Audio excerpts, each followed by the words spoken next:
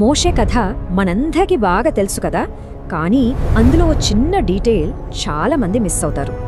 అదేంటంటే ఆ కథలో వచ్చే రాతి పలకల వెనుక ఓ ఇంట్రెస్టింగ్ పాయింట్ ఉంది. మోషేకి 2 సార్లు పలకలు దొరికాయి కదా, ఆ రెండిటికీ ఓ ముఖ్యమైన తేడా ఉంది. మొదటిసారి వచ్చిన పలకల కోసం ఎలాంటి కష్టం లేదు, కానీ అవి చివరికి పగిలిపోయాయి. అందుకే రెండోసారి దేవుడే స్వయంగా మోషేను పలకలు సిద్ధం చేయమని ఆజ్ఞాపించారు. సరే, ఇంతకీ పాత కథకి ఇప్పటి మన జీవితాలకి సంబంధమేంటి? ఆ రాతి పలకలు మన హృదయాలకు ప్రతీక అన్నమాట.